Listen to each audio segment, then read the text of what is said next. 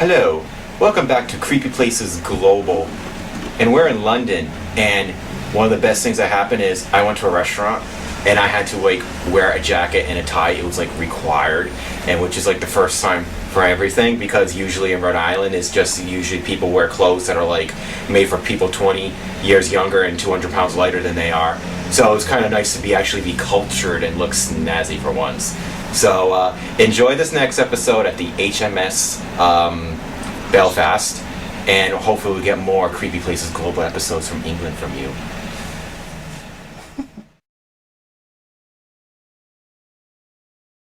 The HMS Belfast is a Royal Navy light cruiser located on the Thames River in London, England.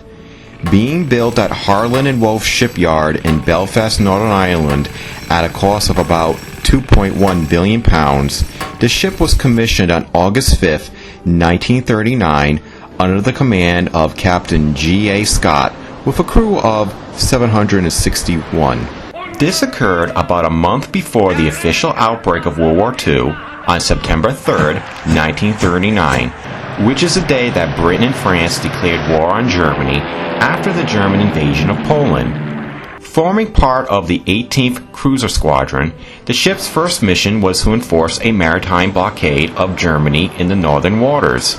Its mission was successful, for on October 9th of that year, the Belfast captured the German liner SS Cap Norte.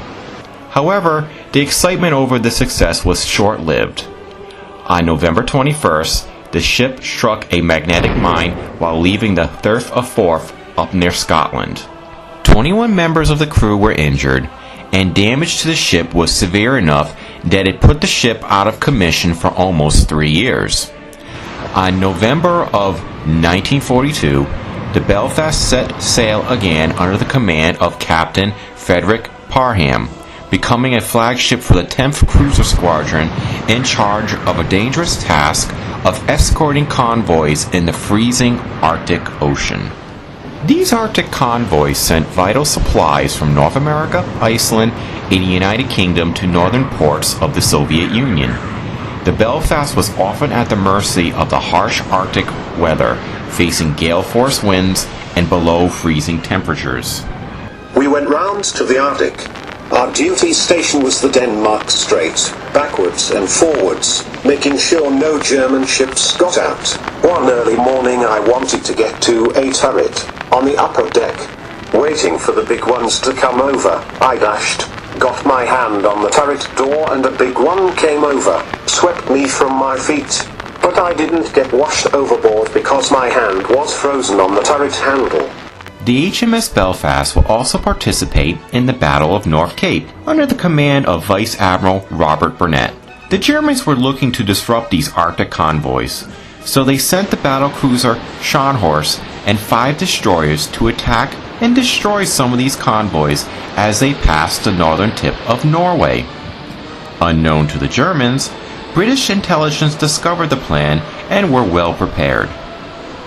The battle occurred on December 26, 1943, where extreme weather conditions hindered the German operations. The Scharnhorst was alone because it sent the destroyers southward, and it soon encountered the Belfast, along with the HMS Norfolk and Sheffield. These ships attacked the Scharnhorst, with a shell from the Norfolk damaging the German ship. The Germans tried to retreat, but came into contact with additional Allied forces. The Allies sank the Scharnhorst, killing 1,932 Germans, most killed when they froze in the water, with only 36 being rescued by the British. The Belfast continued its services in the war, including participating in the D-Day invasion as part of the Eastern Naval Task Force. On June 6, 1944, at 5:30 a.m., the Belfast opened fire upon German artillery battery at Versailles in northwestern France, allowing the British infantry to overtake the site. On June 12th, the ship supported Canadian troops at Juno Beach and continued to supply support for Allied troops for nearly 5 weeks. The ship would get involved in another conflict, the Korean War, becoming among the first British ships to get involved in battle by providing support for South Korean and American troops. Spending 404 days on patrol, the Belfast's main duties was patrolling the shorelines and bombarding targets. On July 29, 1952, the Belfast was bombarding Wolfsbury Island in North Korea when it received a hit by a shell, resulting in the death of one person and injuring 4 others. The ship continued service in that war until September 27, 1952, and during the ship's service it traveled 97,035 miles, used 60,000 tons of fuel, and fired 7,816 rounds of 6-inch ammunitions. After the war, the Belfast remained in service in the Royal Navy until August of 1963, when it was decommissioned, then reclassified as a harbor accommodation ship. Efforts were made as early as 1967 to preserve the ship, but at the time the government would not provide the funding to do so and decided against preservation. On May 4, 1971, the ship was in line of being scrapped. However, a campaign sponsored by the Imperial War Museum began in order to save the ship, leading to the formation of the HMS Belfast Trust. Their effort was a success, and on July of that year, the government handed the ship over to the trustees, with Vice Admiral Sir Donald Gibson serving as director. The ship was towed from Portsmouth to London, where the ship was fitted to become a museum. It opened to the public on Trafalgar Day on October 21, 1971. As of 2010, nearly 7 million visitors have come to the ship. The ship does not have a reputation for being haunted, but some people have claimed that the ship does have ghosts, with claims of odd noises and seeing shadows moving at the corner of one's eyes. Now, here is the HMS Belfast.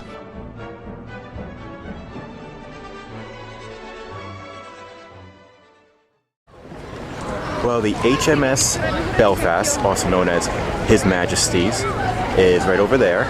But to get there, we got to cross London Bridge. Or is it? No, not London Bridge. Tower Bridge. My American education's paying off. Well, we're now on Tower Bridge. I'm getting it right now. Yay.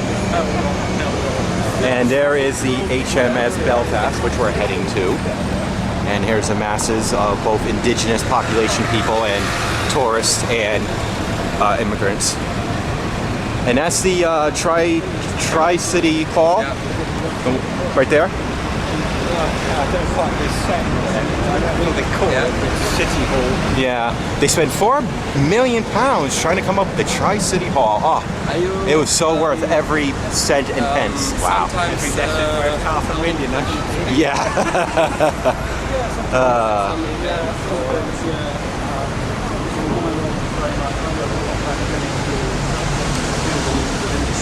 Oh yes, and my friend I'm with, he's an indigenous population person too. So what are your topics and your topics? There's the good view of His Majesty's ship, Belfast. And here's the nice, beautiful river, just as clean as the Hudson and the Providence River. And there's the Tower of London. And how you pronounce the river again? I keep saying Thames. Thames. See, you always ask a native person how to pronounce things properly. Well, we're now crossing a bridge to His Majesty's ship. I never get to say that because I'm an American and we don't have kings. Have majesties. We got plenty of queens, but we don't got kings. Kings. And speaking. So it's only like what, 14 pounds for an adult? Yeah. So that's not too bad. And but with the exchange rate, that's like $250, right? That's right. Yeah. No, Expensive in dollars. No, it's only. I think it's about $25 US dollars. So looking forward to it. And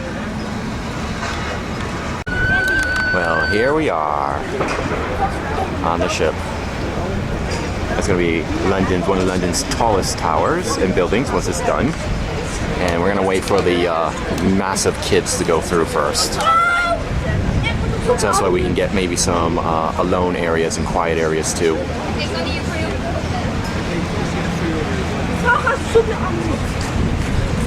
Ooh. We're heading towards the Walrus Cafe. We're gonna grab something to eat and drink since there's like a tour group just like standing in the way. And I can smell that paint. They're getting ready for the Olympics.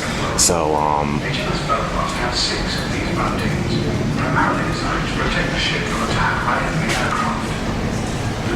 actually thought that was real for a second.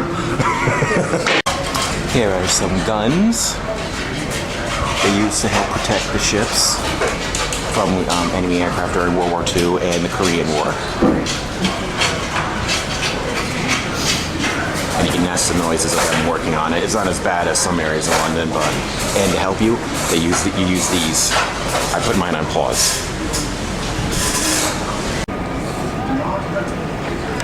And this must be the cafe. And here's more of the city of London. London! Well, we're gonna grab some grub. Or as they would like to say it in London, tea. Tea time. Tea time. Well, here's on the ship. Going back now, trying to find my friend. I had to use the toilets, as they call them here. And we're pretty much, the area is pretty relatively, oh, here's the cafe. It's relatively quiet today. God, those things don't just still scare me. So maybe we'll pull a DVR out in ghost box later. Well, here's the main deck of the ship. Now that we're outside, I can talk louder. And there is the Union Jack. God save the Queen. Right? We got God save the Queen. Yes. And there's the front part where they shoot the cannons. Shoot the Germans, actually, they would have been at the time. And the Italians during World War II. And then the Koreans in the Korean War. I know, huh?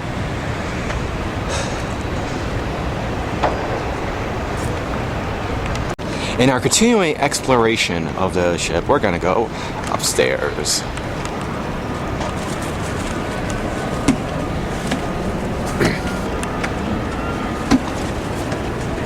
One, two, three, four.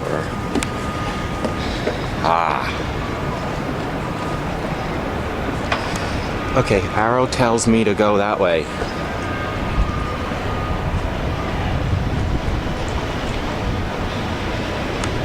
Oh, by the way, everybody, this is my friend Andrew. Say hi. Hello. He's an indigenous populated person. The natives. The natives. The natives are friendly today. Yes.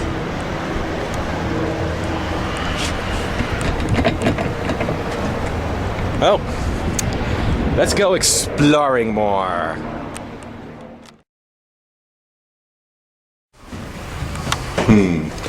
And here's the bridge, and here's the navigations. Not very roomy, huh?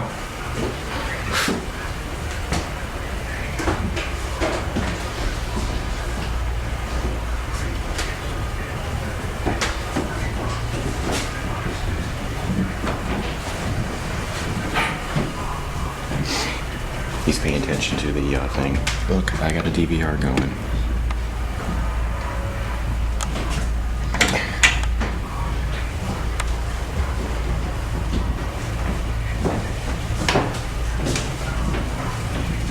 Admiral Bridge.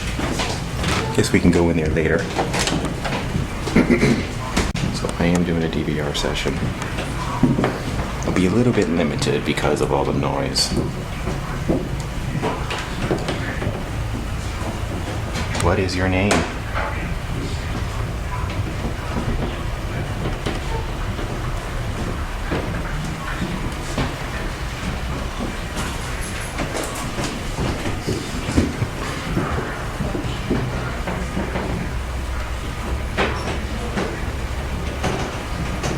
Yeah, that door doesn't open.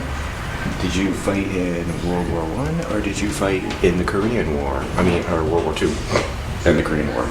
I missed that one up. I'm sure they get what it is.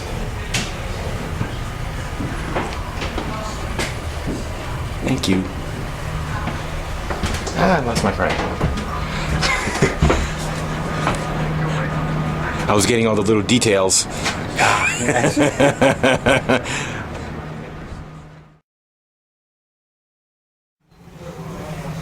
Transmission room. People they write their names in dust. I'll take the DVR out again. You never know, maybe we'll get something in here. Is there any spirits present?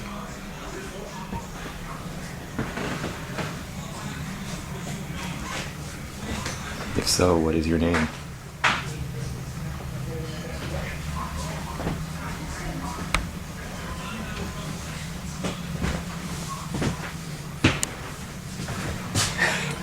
Nope, he's alive. Man again.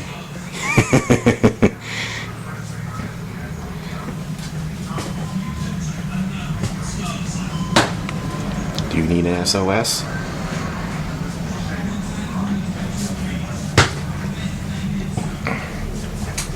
Okay, like I said, people, this is a very impromptu ghost investigation because obviously there's people on here, but not a lot, and there's my friend, but doesn't mean we can't pick up nothing.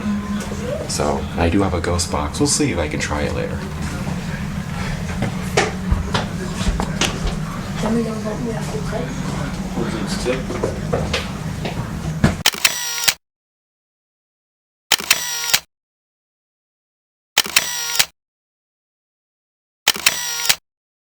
Here is an interesting photo.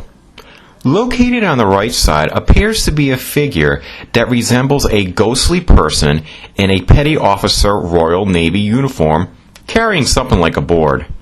Here is a side-by-side comparison showing the similarities. However, it could simply be a trick of the eye as the surface is reflective as seen with the equipment being reflected off of this surface. It could simply be an optical illusion, but I will leave that up to you to decide. Back to the top.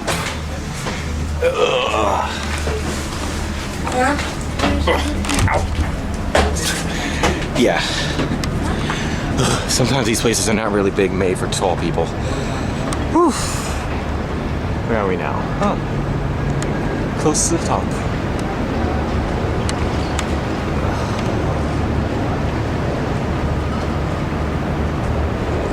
More tourists.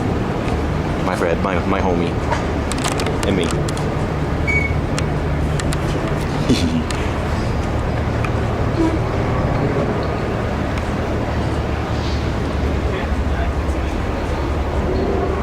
Ooh, I'm gonna go up there. One of the grand city of London. One was pointed out that spot actually marks sort of like a commemorative to the 1666 Great London Fire.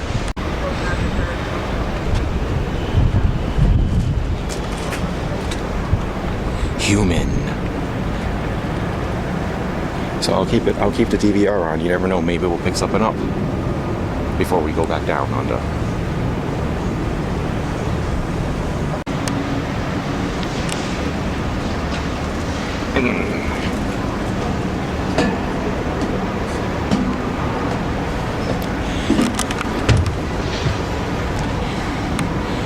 Did you work in the direct control tower?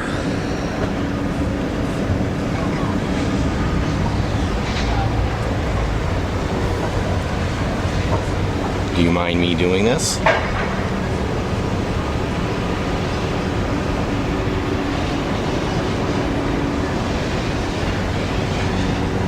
Do you like London?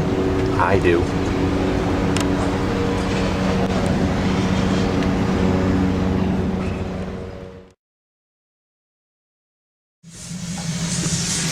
Another room. Oh, look it. There's people here.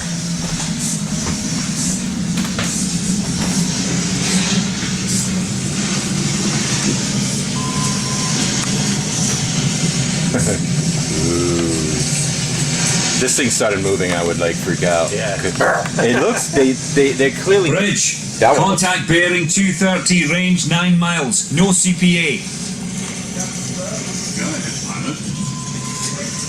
It's like we're living a live action sequence. Proceed at best speed to the island. On arrival, search for wreckage of the downed aircraft. Thank you, pilot. Set course, advise seater.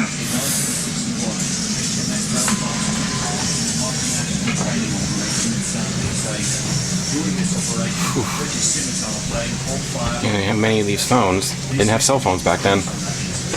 Do you hear now? Nixon speaking. The people here that runs the ship actually will place paper here of locations of people who visit it. And look, I made him go all the trouble to find Rhode Island. That was so nice of me. I just work for it. I'd rather wait 36 years. I think on England. On the HMS Belfast, these are the luxurious rooms. I'm not sure if this will be for all of them or just like maybe a few of the higher ups, because it looks like just like for one you're sharing one, and I usually know in most ships, whether it's US, France, or Germany, there's not. Oh look, they're socializing. Again, these things keep making me jump because they look, and you know, from a distance, and you look at them quickly, they look like real people. And I'm like, oh, sorry, sir.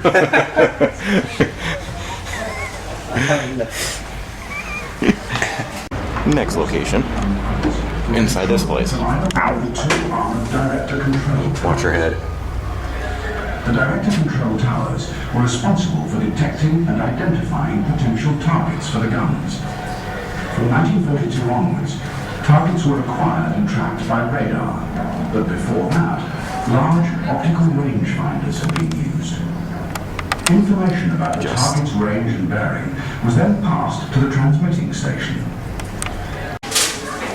More spooky human models.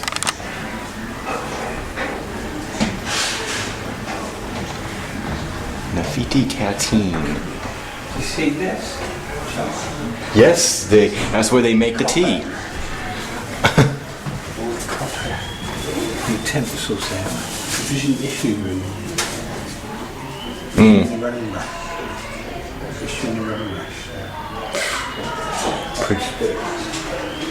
They do sleepovers. How much rum they consume? 56,000 pounds of rum.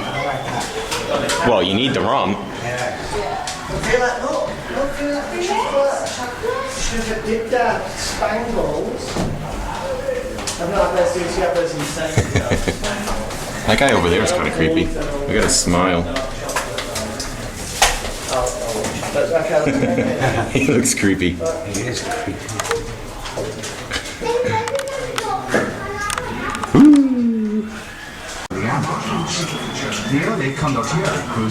People were a little short, weren't they? Yes. Definitely. British Empire. Yep, you guys once had an empire. We did. Not anymore, but because you lost, well, Africa, most of India, you sort of still kind of have Australia, New Zealand, and Canada, but not really. Not in control of them. Heavier armament, and much greater protection, and a lower speed. Intercepting and deciphering German signals. Two vessels, Luigi de Savoia, Duca degli Abruzzi, known for convenience as Abruzzi, and Giuseppe Garibaldi, Japanese were laid down in 1933 and completed in 1937. While HMS Abruzzi class proved to be fine ships, Sister Sheffield, both vessels survived. Here's a model of it. Despite seeing much and continued to serve as host with the battle of HMS Duke of York, the large light cruiser HMS Jamaica, and 4 destroyers were cut off from the southwest. Weather conditions in the Barents Sea were appalling, and shortly after the battle begins, Admiral Bay, commanding the German squadron, loses contact with his large destroyers, which are forced to return. Ooh, is this one of these propaganda posters? Yes. Did they really work? Are you guys... Boosted morale, I suppose. Is England, does England still consider itself to be an empire or just a kingdom now? Just a kingdom? Oh, he downgraded. We do have a few colonies left, but we're not an empire. Still talk about the British Empire medals there. Honorary medals. And Scharnhorst vanishes. Well, here's the cool part of the ship. Look, gore. And judging from the sound effects in the back that I'm hearing, it sounds like it might have been awfully painful.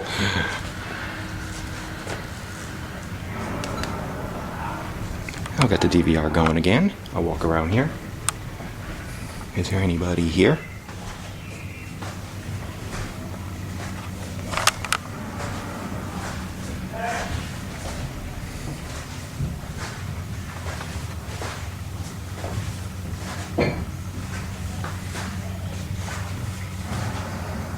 You know, they didn't make as much effort to make some of these statues completely ugly. No. They look reasonably presentable. The medicine bottles, can you see that? Yeah. Good bath in there. A toilet. That's a toilet. I'm actually looking forward to hearing that drilling sound. That actually sounds like it might be really awesome. It's like a dentist. So I'm just going to keep the DVR on. See if I pick up any spirit voices. What is your name?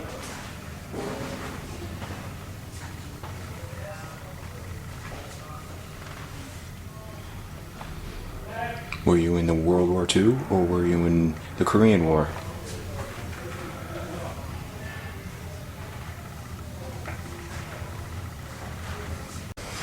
See all the bottles in there? Oh, I didn't. Ooh, you know, this is probably the good stuff. It's probably where like great stuff like cocaine and heroin came from. Bye.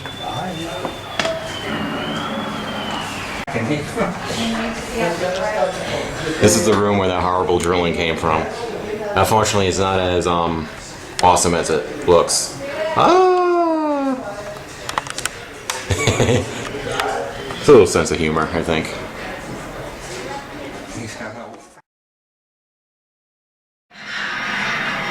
Oh, here's the kitchen with the creepy statues again. Bunch of them. DVR is going. Oh. Hello, what is your name?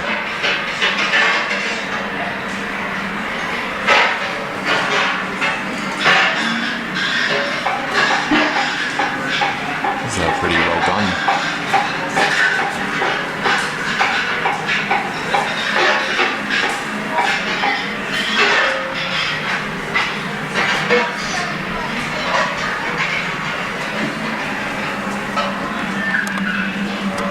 Nope.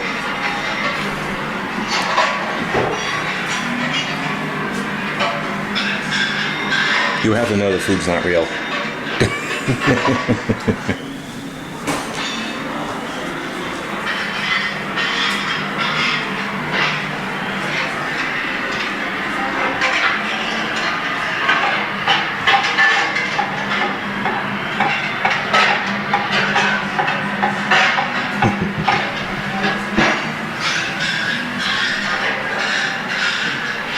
Well, like I said, I got the DVR going. I doubt I'll pick up on anything. It's too much noise. But you know, you gotta do what you gotta do. But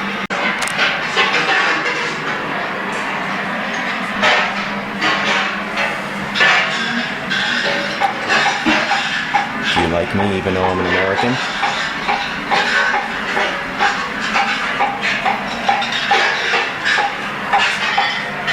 Mmm, yummy. It's burnt stuff. Yeah. An appetizer. It is a nice kitchen though. It's actually very big. It's huge, isn't it? Yeah, bigger than my kitchen. It's got hot in here. Yeah, oh I'm sure. Maybe that's why it needed to be more open spaced. Go left or down. I don't think we can go left. Usually these doors are shut. Go back this way. Okay, I'll follow you.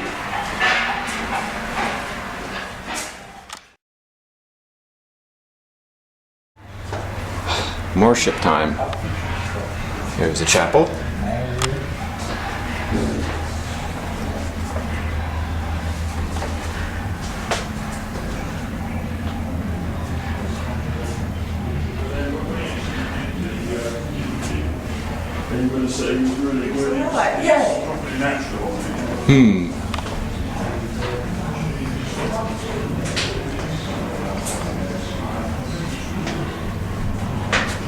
So the chapel, and here is a close-up of the mailroom. When you're here, you get these numbers, and you press, like, I press 6, and press play. There is no commentary for this number. Oh, did I press the wrong number? It says 6 right there. 6. They. Yep, see? Now it worked. This is the mail room. A very important room in the life of HMS. Kind of have to be like this to hear what it's saying. But I haven't been using it much.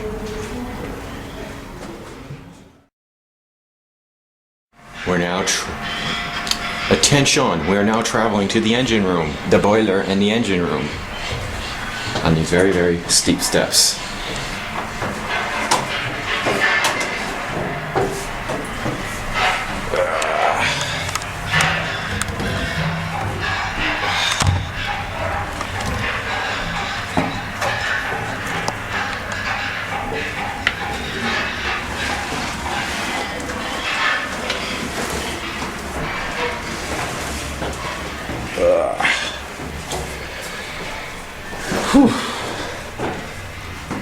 Actually, it's very cool down here. It's cooler down here, yeah. Though I think if the boiler and the engine thing was going, it would be hot, hot, hot.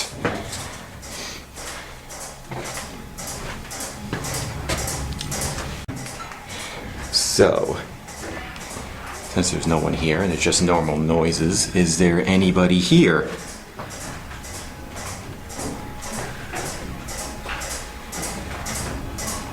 If so, what is your name?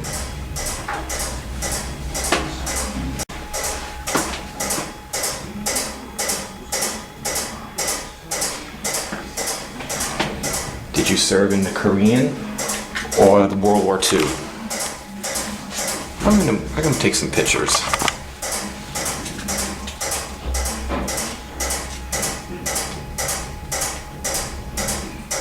I'm getting a vibe. Let me see if we got anything.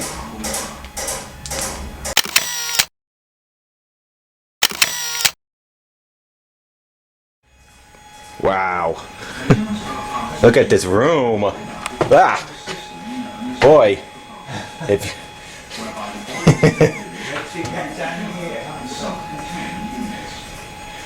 Holy crap. Let me put the DVR in my pocket, so it was going to be a little messed up.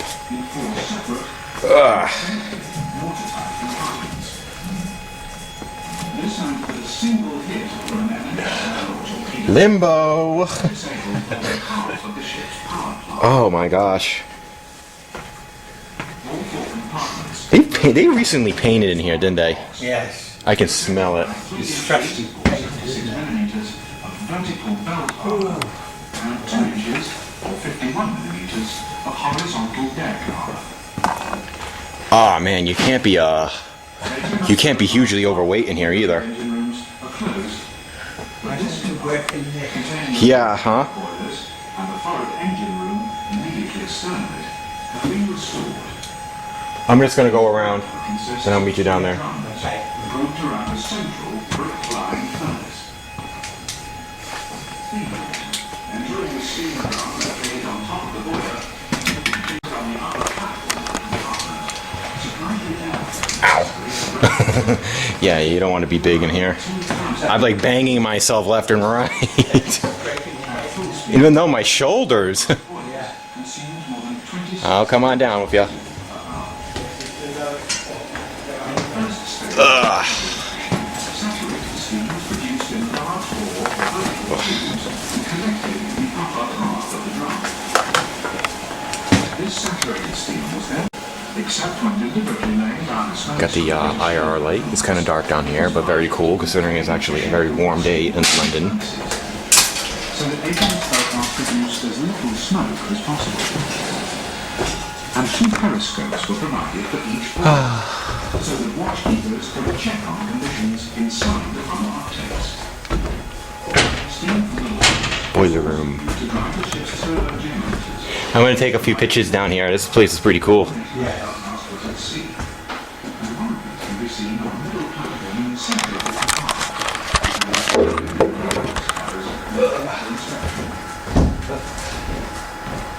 Please leave the boiler room and the ladders leading up on the starboard side. Not as you used to ventilate. To reach a winding passageway leading to the ship's family's bathrooms and the forward engine.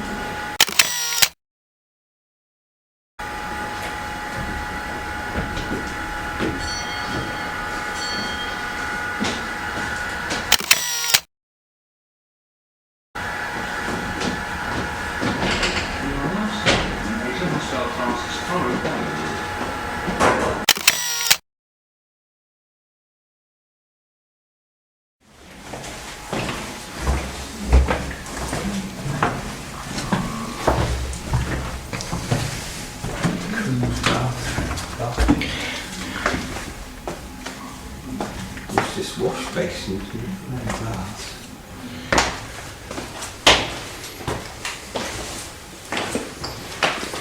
Showers. Showers. Let's go shower now. Yeah. I'll take a few pictures now.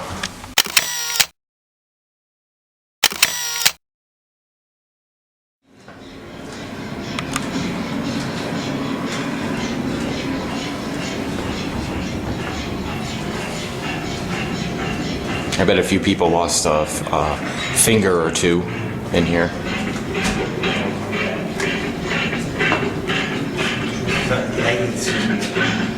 Yeah.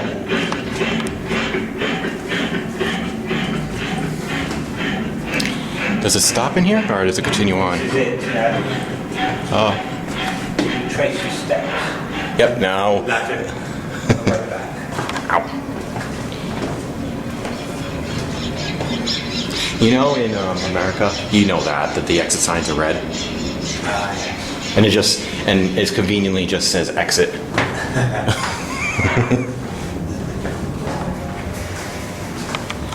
Well, we're now heading out. We've done our tour, and I took a DVR out to see if I have any ghosts, as Andrew's looking at me and pointing at me, saying what a crazy American I am. Even though, yeah. Damn proud of it. So, we hope you enjoyed this trip.